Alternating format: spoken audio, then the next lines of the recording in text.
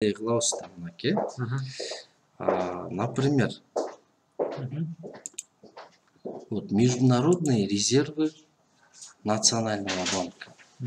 Февраль. 2 миллиард 310 миллион доллар, да? Да? Или валовый резерв деп коет 2 миллиард 394 болот атпайбы? Туурабы? Эми биз эмени көрөбүз. Канча акча биздин экономикада жүрөт. Бүгүнкү күндө Сом жүрөт, айланып атат да. Мына жүгүртүүдөгү акча, деньги в обращении, да? Или currency in circulation, да, в англисче. 100 миллиард 504 миллион сом.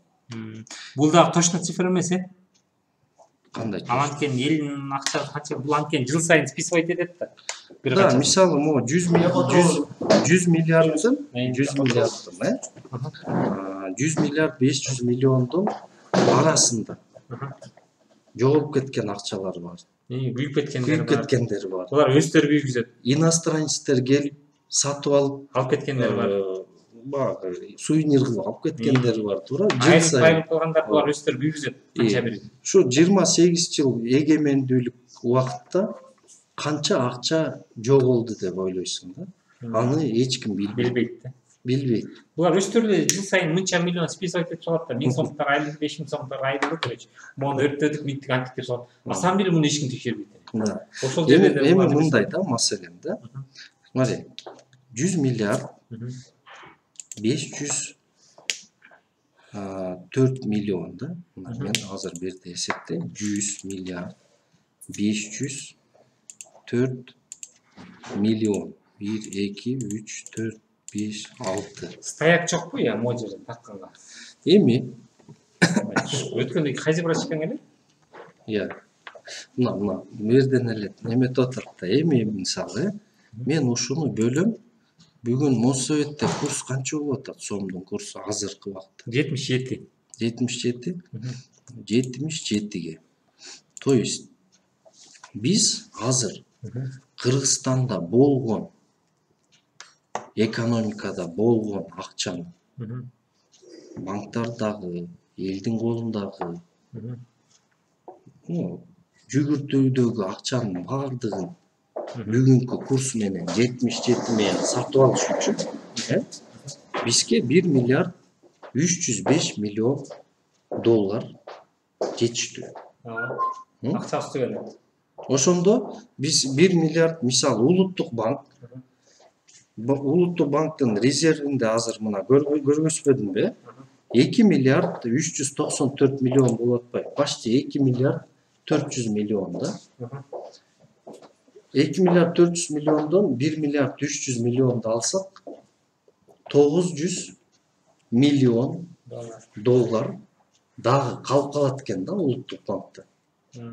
Эгер улуттук банк өзүнүн резервиндеги акчасы менен Кыргызстанда экономикасында болгон акчанын баардыгын сатып алса, ушул курс менен. Туурабы? Демек 900 миллион доллар биздин улуттук банкта эмне кылып атат? Кандай пайда келтирип атат биздин экономикага? Демек биз 77 курс менен дагы 900 миллионго акча чыгарсак болот, туура? Коргосок болот. Бүгүнкү курс мындай объективный курс, эгер мен жана айтып жүргөн валюталык режим деген айтып атпаймынбы?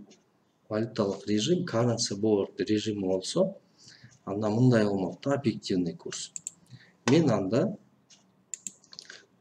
жанагы эле 100 миллиард 500 миллионду, 500 миллионду мен бөлмөкмүн 2 миллиард 394 миллионго. 4, 5, 6. Анда бүгүнкү ошол режимдеги курс 41.97 болмок экен да. 41.97. курс, туурабы? Бул почти 2 эсе разница болуп атпайбы? Бүгүнкү күндө мисалы бир 16 миң сомдун тегерегинде бул средний айлык да Кыргызстанда 16 миң сомдун сом бул 400 доллардын тегерегиндеги айлык болмок да. Бүгүн 16 миң сом алып аткан кишилер 400 долларга продукту сатып алгандай болмок да. Мисалы бензин бүгүн 40 сом болуп атса, бензиндин баасы 20 сом болмок. Un дагы импортный да, туурабы? Un 1450 сом болуп атса, ундун баасы могул курс менен 725 сом болмок да. То есть бүгүнкү күндө биз ушул система менен, азыркы улуттук банктын системасы менен Кыргызстанды 2 эсе кедейлетип салганбыз да. Буга жол бөлүп бербеш үчүн эч ким тиш өтпөйт атпайбы мына немеде банкирде?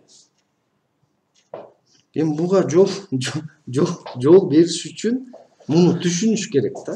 Ушу банкир уже өзүнө под 3%, под 2% кредит суду алып алып, спокойно жооп берип коет депутаттарга. Это мое дело дегенде. Ошондо биз ушул системага өтсөк, анда Кыргызстанда кредиттердин ставкасы азыр доллар менен кредиттердин ставкасы менен бирдей болуп калат да. Сомовый кредиттер. Наоборот төмөндөп кеткен. Ушундай кызык заманда биз жашап жатабыз. Сизди бир депутат менен тааныштырбаймынбы? Бамбила. Ошо толкун бере ким эле жанагы? Ошону кичине